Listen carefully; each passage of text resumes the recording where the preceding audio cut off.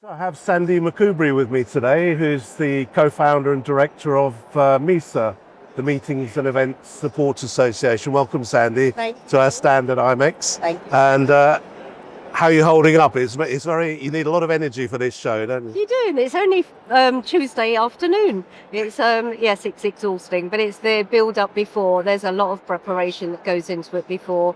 And at MESA, we've got quite a few stand partners on this one, so it's 11, I think, our biggest ever. So it's a lot of looking after, a lot of education we're running. So it's all the prep. So yeah, we're exhausted before. And you came in yesterday to set it all up, yeah. Is it the first time MESA's had a stand here? No, we had a stand, I think, for the last couple of years, but last year we had a bigger presence with light boxes, so a space-only stand. So and that's what we've started doing now instead of a shell scheme structure. I mean, we think of you as a new association in the UK, but it's already the second IMEX, so it's taking roots and obviously very popular with 11 stand partners. And you have a big dinner tonight, which is popular. 95 people and 95 tickets sold, the biggest ever we've done. MESA was launched in 2021, just coming out of the pandemic. So obviously we didn't do any trade shows for that first year. Yeah. But it is growing. I think we've got 50 members now. And I think it's just because maybe we started in the pandemic, members trusted each other, the founders worked together, we were in a hard place. It was a very testing time in the world. So I think, friendships grew very quickly and we wanted to support each other. And that's what I think what's made it successful. Because I know maybe someone like yourself said, do you need another association? But, there is maybe a need for it because people are coming towards us and wanting to be part of it. So what do you see as the profile of membership? It's quite varied event support, isn't it? Yeah, absolutely. Obviously, the majority is tech companies. We've got a few new AI companies, obviously that's coming out now.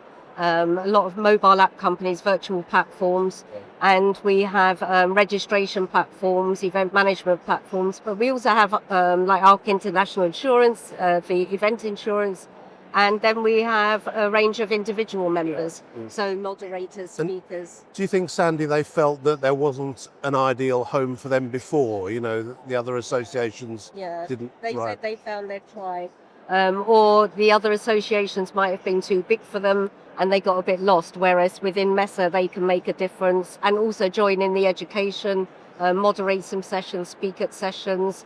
It's also a safe ground for them to maybe practice being a moderator, where they've gone on, developed skills to do something bigger. So it's a nice feeling to have. Of course, a company like ours, M.I.C.E, Media, we segment the events industry, the wonderful word events. Do you have members who are also from the exhibition, from the conference side, from the outdoor festivals market? You embrace the whole events industry. Absolutely, and I think a few of our members actually work with, just outside the meetings and events industry. You look at the insurance, they're not promoting that too much, but Beyonce concerts and things like that, and it's completely different. That's always good to have a fresh pair of eyes as well, isn't it? Because people can just talk in acronyms in this industry. Certainly. Yeah. And of course, you knew personally quite a few of these people in your previous roles at the Design Institute with Martin Van Est. Yeah, quite a few, but there's also new startup companies coming on board all the time, like the AI companies. So it's been, some of the founders were members of the Meeting Design Institute and really supported that. So when the Meeting Design Institute support stopped in the pandemic, they very much wanted to help other members and support each other. And that's how this started. And then we made it official. It was very much a chat online, help each other. And, I know from your previous roles, you're a real expert in networking and marketing and getting people together.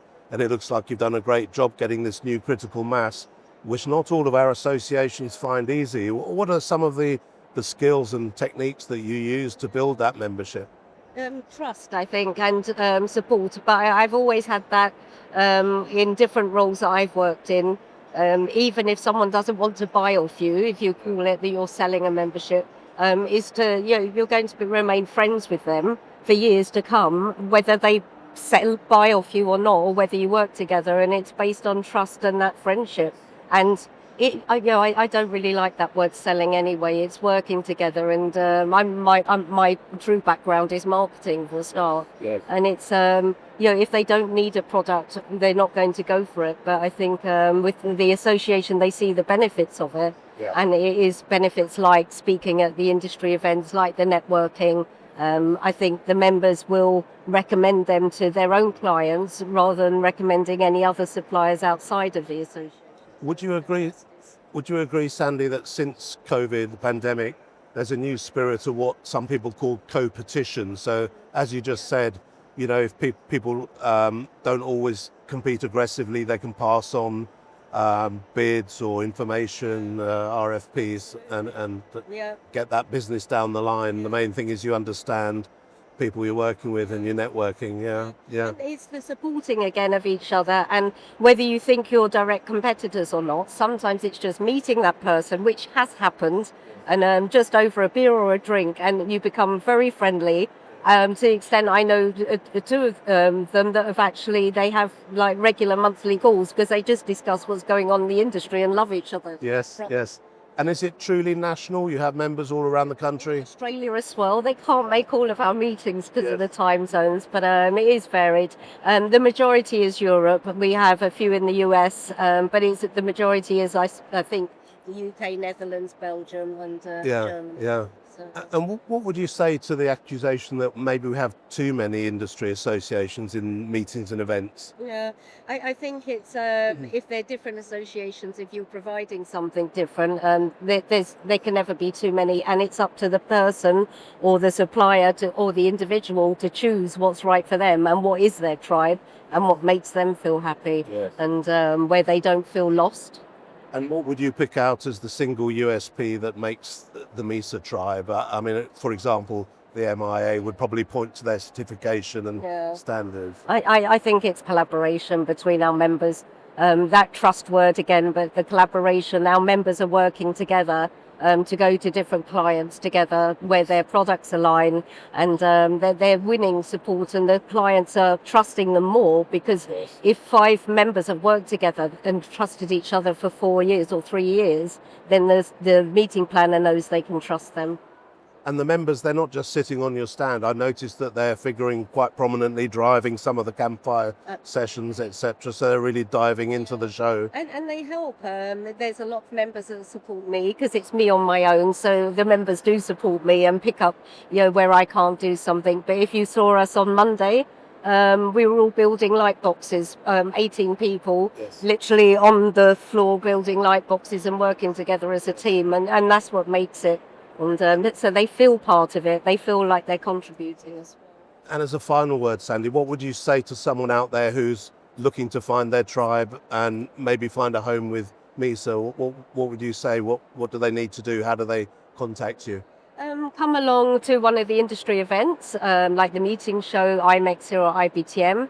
Have a word. Reach out to me on LinkedIn or email, or maybe join one of our monthly online calls as a guest and see if they feel it's right for them and if they get the good feeling from it. And we're always willing for them to join in first. They certainly caught my eye, some of the things you're doing. I'm looking forward to it. Do you remember? Well, yes, maybe that's the next step there. Yes.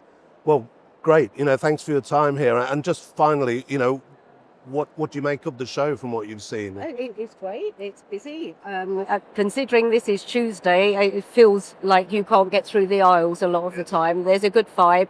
It always is. And happy to be here. IMEX Frankfurt, yeah. Yeah, and that's to be announced, isn't it? Or yeah, yes, and yes. no, and I see even some of the tech area, more companies have come back than I've seen for a long time. So it is growing again, and I see that. Great. So I'm Bigger happy. and better. Yeah.